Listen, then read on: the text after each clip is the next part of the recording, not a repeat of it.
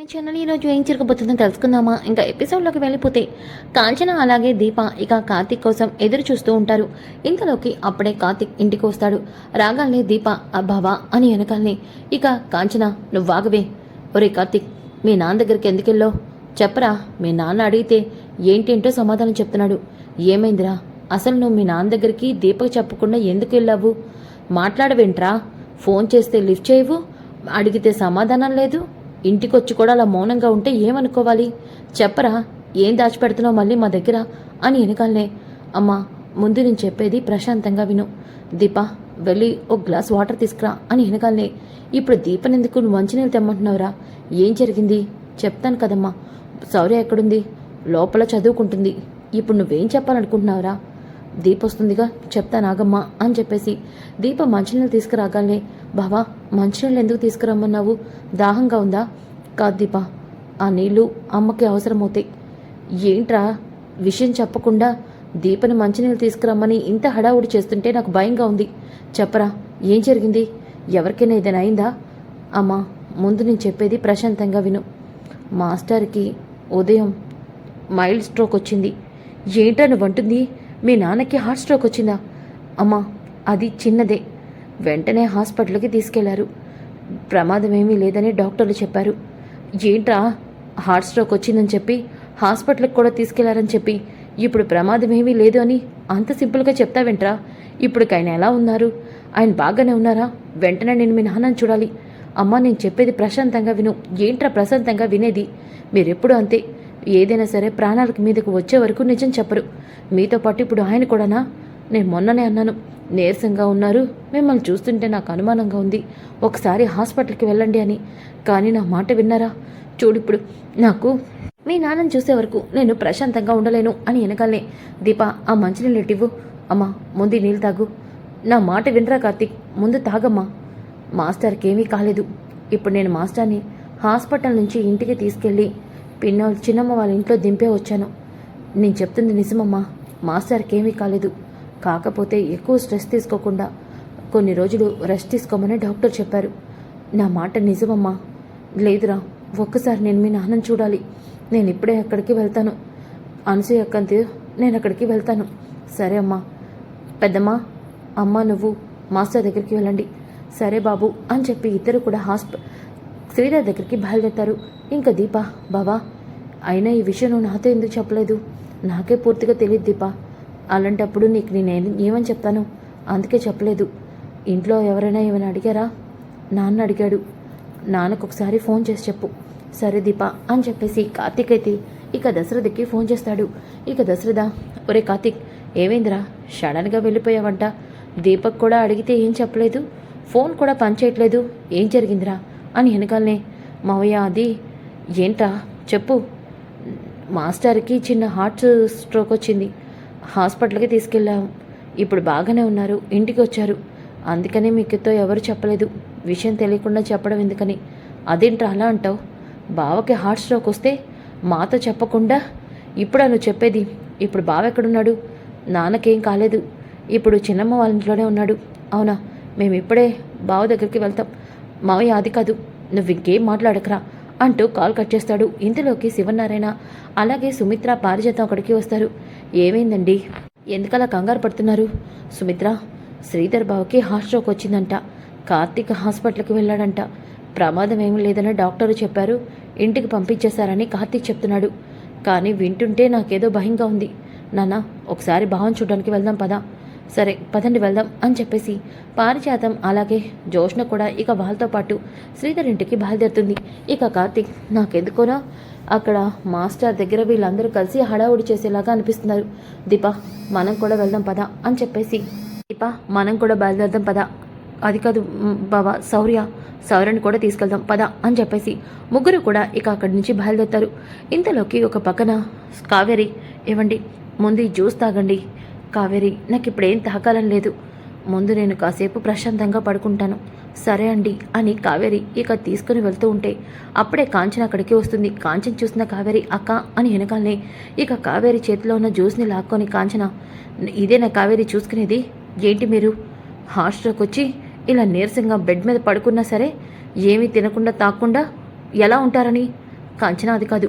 ఏంటి అది కాదు, ముందు మీరు లేవండి, జ్యూస్ తాగండి, తాగుతారా లేదా అని చెప్పేసి కాంచన గజమాయిస్తూ ఉంటే కావేరి అది చూసి షాక్ అవుతుంది. ఇక శ్రీధర్ లేచి కూర్చొని ఆ జ్యూస్ని తాగుతూ ఉంటాడు. ఇక అనసూయ, బాబు మీకు ఇలా జరిగిందని తెలిసి చెల్లెమ్మ ఉండపట్టలేకపోయింది. మిమ్మల్ని చూడాలని ఇక్కడికి వచ్చాము అని వెనకాలే, నాకు తెలుసు కాంచన, నేను బాధ పెట్టకూడదనే కార్తీక్తో ఈ విషయం నీకు చెప్పొద్దన్నాను. చెప్పబాకండి. మీ అందరు కలిసి నా దగ్గర నిజాలు దాచి నన్ను పిచ్చిదాన్ని చేయండి. వాడు, నా కోడలు అందరూ కూడా అలాగే తయారయ్యారు. ఇప్పుడు వాళ్ళతో మీరు కూడా తయారవ్వండి. అది కాదు కాంచన, ఏది కాదండి. నా వల్ల నువ్వు ఇప్పటికే చాలా బాధనే అనుభవిస్తున్నావు. మళ్ళీ నేను నీ కొత్త సమస్యని తేకూడదనుకున్నాను. ఏంటండి సమస్య చెప్పండి. మీకేదైనా అయితే నేను తట్టుకోగలనా? నా దగ్గర నిజం దాచిపెట్టి ఏం సాధిద్దామనుకుంటున్నారు మీరు? చెప్పండి.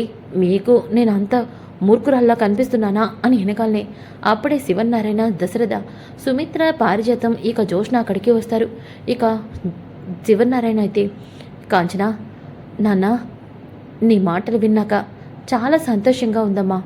ఇప్పటి వరకు నువ్వు అల్లుడిని ఎప్పటికీ క్షమించవేమో అనుకున్నాను. కానీ ఈ రోజులో నీ నోట్లోంచి వచ్చిన మాట విన్నాక ఖచ్చితంగా మళ్ళీ మీ ఇద్దరు కలుస్తారన్న నమ్మకం నాకు కుదిరింది అని వెనకాలనే దశరథ, అవును నాన్న, ఏదైనా సమస్య వస్తేనే బంధాలు బయటపడతాయంటారు. ఇదేనేమో. బావా, ఇప్పుడు నీకు ఎలా ఉంది? నాకు బాగానే ఉంది. చిన్నదానికి మీరందరూ ఎందుకు ఇంత హడావుడి చేస్తున్నారు? అలా అంటావేంటల్లుడు? ఇప్పటి వరకు నువ్వెప్పుడు హాస్పిటల్లో జాయిన్ అయిందే లేదు. నీకు ఇలా అయిందని తెలిసాక కాళ్ళు చేతులు ఆడలేదు. నిన్ను చూసిపోదామని వచ్చాం అని వెనకాలనే దీప, అలాగే కార్తీక్ కూడా అక్కడికి వస్తారు. ఇక కార్తీక్, అందరూ వచ్చేసారా? ఒరే, ఎందుకురా అందరికీ చెప్పి భయపెడుతున్నావు? మాస్టారు, నీ మీద అందరికీ ప్రేమ ఉంది, నన్నేం చేయమంటావు అని అంటాడు. ఇక శివనారాయణ, డాక్టర్ ఏం చెప్పారా కార్తీక్ అని వెనకాలనే, తాత, ఎక్కువ మెంటల్ టెన్షన్స్, ఎక్కువ ప్రెషర్ పెట్టకూడదు, ప్రశాంతంగా ఉండాలన్నారు. అయితే కొన్ని రోజులు శ్రీధర్ ఆఫీస్కి వెళ్ళకపోవడమే మంచిది. అవును, కొన్నాళ్ళు రెస్ట్ తీసుకుంటే నీకు ఆరోగ్యం కూడా కుదిరి పడుతుంది. అదేంటి మావయ్య గారు, నేను సీఈఓని, నేను వెళ్ళకపోతే పనులన్నీ ఆగిపోతాయి. పర్వాలేదు శ్రీధర్, ఆరోగ్యం కన్నా ఏది ఎక్కువ కాదు.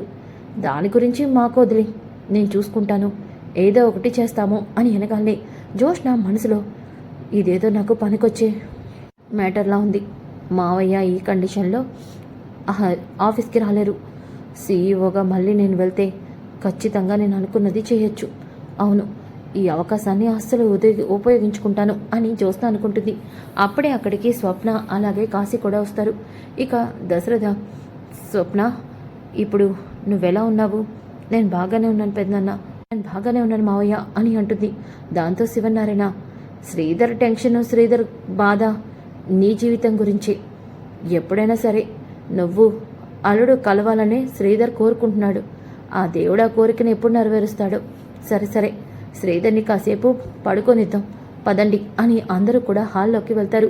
ఇక అక్కడే ఉన్న జ్యోత్స్న అయితే, చాలా బాగుంది, నిజంగా ఇలాంటి అదృష్టం ఎవరికి రాదేమో అని వెనకాలనే, ఏంటే ఏం వాగుతున్నావు అని పారిజాతం అంటుంది. అదే గ్రాని, మావయ్య రెండో పెళ్లి చేసుకున్నాడని అత్త మావయ్యని చీకొట్టి వదిలేసింది. తర్వాత తాత కూడా మావయ్యని దూరం పెట్టాడు. కానీ ఇప్పుడు అదే మావయ్య కోసం మొత్తం ఫ్యామిలీ అంతా ఇక్కడికి వచ్చి ఫీల్ అవ్వాల్సిన పరిస్థితి వచ్చింది. అందుకే నిజంగా ఇలాంటిది ఎక్కడ జరగదేమో. మావయ్య నిజంగా లక్కీ. అందుకే తప్పు చేసి కూడా అందరినీ హ్యాపీగా, అందరూ కూడా తన గురించి ఆలోచిస్తున్నారు అని వెనకాలనే ఒక్కసారిగా కార్తీక్కి కోపం వస్తుంది. అక్కడే ఉన్న సుమిత్ర, నిన్నెంత కొట్టినా నీ బుద్ధి మాత్రం మారదు, ఆ మాటలు మాత్రం మారవే. మమ్మీ, ఇప్పుడు నేనేమన్నాను? ఏమనడం ఏంటి? అది వాళ్ళ వ్యక్తిగత సంబంధించిన విషయం. దాంట్లో జోక్యం చేసుకోవాల్సిన అవసరం నీకే ఉంది. అలా అంటావేంటి మమ్మీ? మావయ్య నాకు సొంతమైన మామ. అలాంటప్పుడు నోరు ముయ్యవే. అలాంటప్పుడు మీ మావయ్య ఇలాంటి పరిస్థితిలో ఉన్నప్పుడు మీ మావయ్యకి త్వరగా నయం అవ్వాలని, లేదంటే నీ మేనత్త, నీ మేనమామ కలిసి ఉండాలనో కోరుకోవాలి. ఇలా వాళ్ళని బాధ పెట్టే మాటలు కాదు. ఇప్పుడు దాన్ని నోరు మూయించాల్సిన అవసరం ఏముంది వదినా? అది ఎప్పుడు చూసినా నా కొడుకుని, నన్ను, నా కుటుంబాన్ని ఆడిపోసుకోవడం తప్ప ఇంకేం చేస్తుందిలే అని కాంచన అంటుంది. దాంతో పారిజాతం, కరెక్ట్గా చెప్పావు కాంచన, అందుకే కదా నీ కొడుకు ఈ నెల రోజుల్లో దీనికి మంచి సంబంధం చూసి పెళ్లి చేసి పంపించేస్తానని చెప్పాడు. ఏంటి పిన్ని నువ్వు అంటుంది?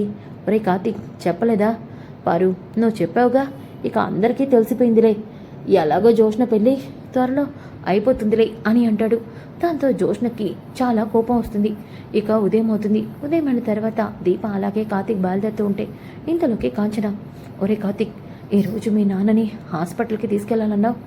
అవునమ్మా, నేను దీపని తాత ఇంట్లో దింపి తర్వాత మాస్టర్ని తీసుకొని హాస్పిటల్కి వెళ్తాను. జాగ్రత్త, మీ నాన్న ఏ సమస్య ఉన్నా మీ నాన్నకి చెప్పొద్దు, ఆయన చిన్నదానికే టెన్షన్ పడతాడు. ఇంత ప్రేమ ఉన్న దానివి మరి మాస్టర్ ఇక్కడ ఉండాలని ఆనందపడుతున్నాడు, మరి మన ఇంటికి తెచ్చుకుందామా? ఒరే, నేనేమైనా కాదన్నానా అని దీపక్ అంటుంది. ఆ మాటకి కార్తీక్ చాలా సంతోషపడతాడు. అయితే మాస్టర్ని పిన్నిని ఇక్కడికి రమ్మందాం, కొన్నాళ్ళు వాళ్ళు ఇక్కడే మనతో పాటు ఉంటారు అని వెనకాలనే కాంచన సరే అని అంటుంది.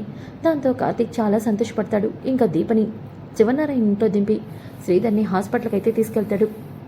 ఇక శ్రీధర్తో జరిగింది చెప్తాడు. దాంతో శ్రీధర్ చాలా సంతోషపడతాడు.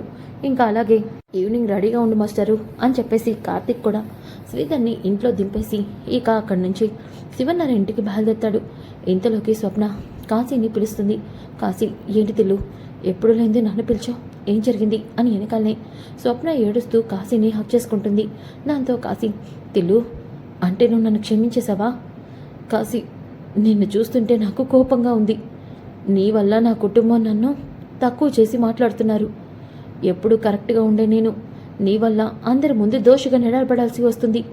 తిల్లు, అవును కాశీ, నీవు నేను కలిసి ఉండేది జరగదు.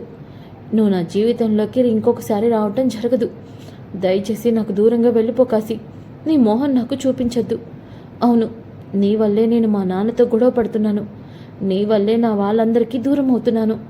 కాశీ, నా మీద నీకు నిజంగా ఏదైనా ప్రేమ ఉంటే నా కంటికి కనిపించకుండా ఎక్కడికైనా వెళ్ళిపో ప్లీజ్ కాశీ అని వెనకాలనే, చూడు తిల్లు, నేను ఎప్పటికీ నీ దగ్గర నుంచి దూరంగా వెళ్ళలేను.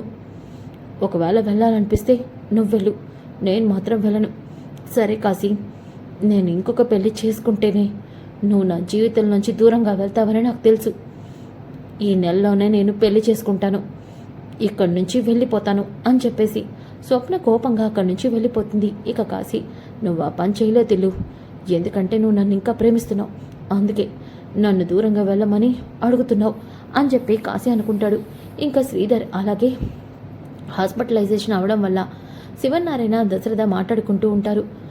కొత్త సీఈఓని అపాయింట్ చేయాలి, ఇంటర్వ్యూకి అందరినీ పిలిపించి దశరథ అని వెనకాలనే, నాన్న, వాళ్ళని వీళ్ళని ఇంటర్వ్యూ చేయడం కంటే కార్తీక్ని సీఈఓని చేయడం మంచిదనిపిస్తుంది. వాడి తగ్గ క్వాలిఫికేషన్ జాబు వాడు చేయట్లేదు, అందుకని మనం వాడిని సీఈఓని చేద్దాం నాన్న. నువ్వు చెప్పిన నిర్ణయం బాగానే ఉందిరా, వాడు సీఈఓగా ఒప్పుకుంటానంటే నేను ఎందుకు కాదంటాను, కానీ వాడు మన మాట వినడు కదా అని అంటూ ఉంటే అప్పుడే కార్తీక్ ఇంటికి వస్తాడు. కార్తీక్, శ్రీధర్ బావకి ఎలా ఉంది? బాగానే ఉంది మావయ్య, ఇంట్లో డ్రాప్ చేశాను. అలాగే అమ్మ కూడా నాన్నని కొన్ని రోజులు మన ఇంట్లోనే ఉంచుదామంది. అవునా, చాలా మంచి విషయం చెప్పావు. కాంచనకి శ్రీధర్కి మధ్య ఉన్న గొడవలు కూడా దీంతో పోతాయనిపిస్తుంది. ఏమో తాత, అంతా ఆ పైవాడి, ఇంకా మనమేం చేస్తాం? నువ్వు చేసేది ఒకటి ఉందిరా. ఏంటి తాత? ఇప్పుడు శ్రీధర్ ఉన్న పరిస్థితిలో సీఈఓగా ఉండడం కరెక్ట్ కాదు. అంత ప్రెజర్ శ్రీధర్ మీద పెట్టడం కూడా రైట్ డెసిషన్ కాదు తాత. అందుకే నన్ను సీఈఓగా నియమించాలని మీ మావయ్య నేను అనుకుంటున్నాం తాత. మళ్ళీ ప్రతిసారి అదే మాట నేను చెప్పలేను. ఇప్పుడు నేను పెద్ద మేడంకి సంతకం చేశాను కాబట్టి నాకు సీఈఓ అయ్యే అర్హత లేదు. కాబట్టి దీన్ని ఇక్కడితో వదిలేను తాత అని వెనకాలనే, కరెక్ట్గా చెప్పావు బావా అని జ్యోత్స్న క్లాప్స్ కొడుతూ కిందకి వస్తుంది. దాంతో దశరథ అలాగే శివనారాయణ జ్యోత్స్న వైపు చూస్తూ ఉంటే, ఏంటి తాత, బావ మీకు ప్రతిసారి గుర్తు చేయాలా ఏంటి? బావ ఇప్పుడు నా బానిస, నేనేం చెప్తే అది వినాలి. అలాంటి బావ సీఈఓగా ఎలా ఉంటాడు? కావాలంటే నేను సీఈఓగా ఉంటాను. ఆల్రెడీ నా వల్ల జరిగిన తప్పులన్నింటినీ నేను సరిదిద్దుకుంటాను. ఈసారి మీకు ఎలాంటి బ్యాడ్ నేమో తీసుకురాను. మన రెస్టారెంట్ని లాభాల్లోకి తీసుకెళ్తాను. కావాలంటే నేను బావని కూడా సపోర్ట్గా తీసుకుంటాను. ప్లీజ్ తాత, నాకు ఒక్క అవకాశాన్ని ఇవ్వండి అని అంటూ ఉంటే అప్పుడే అక్కడికి సుమిత్ర వస్తుంది. వద్దు, నువ్వు సీఈఓగా ఉండడం నాకు ఇష్టం లేదు మమ్మీ. నాకు సపోర్ట్ చేయాల్సిన నువ్వు కూడా ఇలా మాట్లాడుతున్నావేంటి? నేను నిజమే మాట్లాడుతున్నాను. రేపో మాపో పెళ్లి చేసుకుని వెళ్లాల్సిన నువ్వు ఇప్పుడు సీఈఓగా ఉండి ఏం ఉద్ధరించాలి? మావయ్య గారు, జ్యోత్స్న సీఈఓగా ఉండడం నాకు ఇష్టం లేదు. నాకు కూడా ఇష్టం లేదమ్మా అని శ్రీవన్నారాయణ అంటాడు. తాత చాలు, ఎప్పటి వరకు నువ్వు చేసిందంతా చాలు. ఇప్పుడు కొత్తగా ఏం వెలగబెడదాం అనుకుంటున్నావు? రెస్టారెంట్ని ఇంకా పాతాళానికి తొక్కేద్దాం అనుకుంటున్నావా? తాత చూడు, ఈ నెల రోజుల్లో నీకు మంచి సంబంధం చూసి పెళ్లి చేయాలి. అది మాకున్న బాధ్యత. నువ్వు మాకేమీ సలహాలు ఇవ్వాల్సిన అవసరం లేదు. కార్తీక్, ఏం చేద్దామో నువ్వు చెప్పు. ఏముంది తాత, ఇంటర్వ్యూ కోసం యాడ్ రన్ చేద్దాం. వచ్చిన వాళ్ళందరిలో ది బెస్ట్ సీఈఓని సెలెక్ట్ చేసి సీఈఓగా అపాయింట్ చేద్దాం. ఏమంటారు? ఒరే కార్తీక్, ఈ ఇంటర్వ్యూలో నువ్వు కూడా మాతో పాటు ఉండు. సరే తాత అని అంటాడు. ఇంకా ఈవినింగ్ అవుతుంది. శ్రీధరేమో కార్తీక్ కోసం వెయిట్ చేస్తూ ఉంటే కార్తీక్ శ్రీధర్ దగ్గరికి వస్తాడు. ఇక పిన్ని, చిన్నమ్మ మీరు ఇంకా రెడీ అవ్వలేదేంటి? కార్తీక్, ఇప్పుడు మేము అక్కడికి రావటం కరెక్ట్ కాదు. అవును, ఆయన మాత్రమే వస్తారు. అదేంటి చిన్నమ్మ, అమ్మ మిమ్మల్ని కూడా పిలవమంది. అది అక్క పెద్ద మనసు. కానీ మేము ఆ ఇంటికి రాలేము, ఆయనే అక్కడ ఉంటారు. అవును కార్తీక్ అని వెనకాలనే శ్రీధర్ కూడా ఇక ఏమీ మాట్లాడు. దాంతో కార్తీక్ సరే చిన్నమ్మ అని చెప్పేసి శ్రీధర్ని తీసుకొని ఇంటికైతే వస్తాడు. కాంచన శ్రీధర్కి చాలా సేవలు చేసేస్తూ మీరు ముందు వెళ్ళి రెస్ట్ తీసుకోండి అని చెప్పేసి అంటుంది. దాంతో శ్రీధర్ చాలా సంతోషపడతాడు. ఇక ఉదయం అవుతుంది. కార్తీక్ అలాగే దశరథ ఇక శివనారాయణ ముగ్గురు కూడా ఆఫీస్కి అయితే వస్తారు. అదే ఆఫీస్కి సూరజ్ కూడా వస్తాడు. ఇక సూరజ్ ఇంటర్వ్యూకి వచ్చి ఎలా అయినా ఈరోజు ఈ ఇంటర్వ్యూలో నేను సెలెక్ట్ అవ్వాలి, అవును అని చెప్పేసి మనసులో అనుకుంటూ ఇక అక్కడే కూర్చుంటాడు. ఇంతలోకి అప్పుడు అందరినీ ఇంటర్వ్యూ చేస్తూ ఉంటారు. ఇంతలో సూరజ్ కూడా అక్కడికి వస్తాడు. ఒక్కసారిగా కార్తీక్ సూరజ్ని చూసి షాక్ అవుతాడు. ఇక సూరజ్ కూడా కార్తీక్ని చూసి షాక్ అవుతాడు. కానీ తనని పరిచయం లేనట్టే మాట్లాడి ఇంటర్వ్యూకి అటెండ్ అవుతాడు. దాంతో శివనారాయణ నీ క్వాలిఫికేషన్ ఏంటి అని అన్నీ అడుగుతూ ఉంటే సూరజ్ తను ఒక పెద్ద ప్లాన్ వేస్తాడు. ఇక అదంతా కూడా రెస్టారెంట్ డెవలప్మెంట్ గురించి ఎక్స్ప్లెయిన్ చేస్తూ ఉంటాడు. ఇక అదంతా విన్ని కార్తీక్ అలాగే దశరథ శివనారాయణ క్లాప్స్ కొడుతూ ఉంటారు. ఇక సూరజ్ అక్కడి నుంచి వెళ్ళిపోతాడు.